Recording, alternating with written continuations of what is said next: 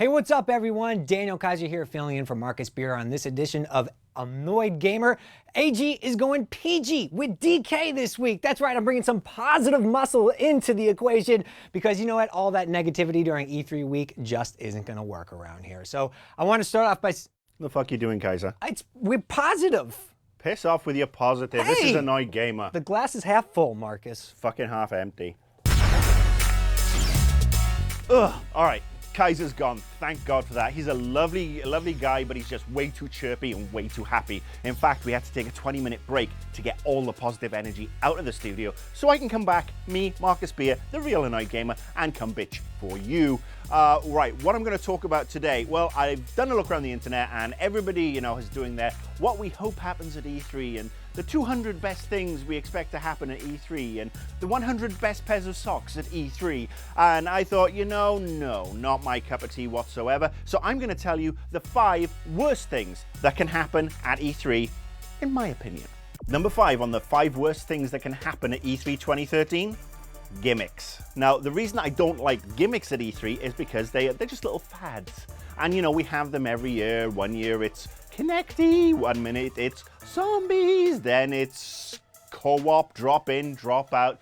And I can already see the big fad for this E3, and that's going to be massively multiplayer online shooters on the next-gen consoles. Which to anybody who's had a PC is so 2002, 2003, you know, PlanetSide anybody, you know, PlanetSide 2, we've kind of been through that. But yeah, seems to be the big fad, the big gimmick for this show. We know that the new Titanfall game is coming out. We know Destiny is coming out. They're going to be front and center of the press conferences. And you know, I hate these sort of gimmicks where everybody has to make the same sort of game. Yes, is it a logical step to do a large first-person shooter? Great, yes, but the fact that they're all sci-fi now, so sci-fi is the new Modern Combat, when Modern Combat 4 years ago, 5 years ago was the new World War II. Come on, let's get something a little bit different going this E3. Do I think Titanfall is going to be a great game? Yes, because there's a great studio behind it. Will Destiny be a great game? Yes, because there's a great studio behind it. Is that all we want to see on the next-gen consoles? Is that what we're going to see? You know, the big 2 or 3 games this year will be cloned out the yin-yang next year. So I don't want to see the fads. Let's have a bit more diversity, a little bit more variety. You know, no fads. No jumping on bandwagons. Thank you. Number 4 on the list. 90% of the next-gen games that we will see will be ports with better graphics. And this is something, you know, I touched on last week when I was answering a question, and I think this is going to be a big fear for this year. I think we're going to see a lot of games that are, you know, oh, we're on PS4 and Xbox One day one, and what have we got? We got an immersive, interesting, deep experience with a huge script and emotive acting. No, we got better graphics. Yeah, and a dog. I really don't want to see so many games that are just for the next-gen consoles, and that's all they can offer is the next generation of graphics. I'm hoping that when Microsoft and Sony and all the third parties come out and say, this is what we got, this is what we're showing, da-da-da-da, it's not just, oh, look, we have pretty particle explosions and we have this super version of voxels. Look it up. For the next generation to really live up to its name, we're going to need that experience. And I'm not talking about sharing on YouTube. I am talking about emotion. I am talking about quality stories. And I've got a nasty suspicion we will not find many of those at the big publishers. So I'm going to spend a lot of time in the Indiecade. Point number 3 in the list. Somebody does something stupid to cause controversy. Now, we've seen this happen at GDC, we've seen this happen at PAX, it happens at Gamescom, and, you know, given the state of gaming politics, I really hope that this year's E3 is not usurped, overshadowed, or anything by some twat doing something inappropriate like groping a promotional model, because that is just going to overshadow anything and everything. This is a big E3. This is the start of the next generation. So no controversy this year, and no fake controversy either. This goes for you, EA. None of those fake, you know, God protesters out there protesting Dante's Inferno 2 or whatever it is you're spouting off on, or any of that crap this year. We don't want any fake controversy, any real controversy. Let's keep it about the games and let's keep it cool.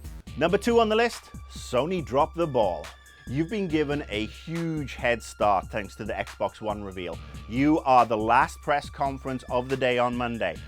Bring it. If Sony can basically answer a few key questions that we all have, clarify them, and basically say, yeah, we're not doing what Microsoft did there, and bring some great games, they'll be set for E3. Because they will come in after Microsoft, they will be kicking off the show. It will be great. What they need to do is just not do what Microsoft did. What would Sony do that Microsoft didn't do? Also, Sony, don't forget the frigging Vita. Bundle it with the PS4. Give a discount. Remote play is key.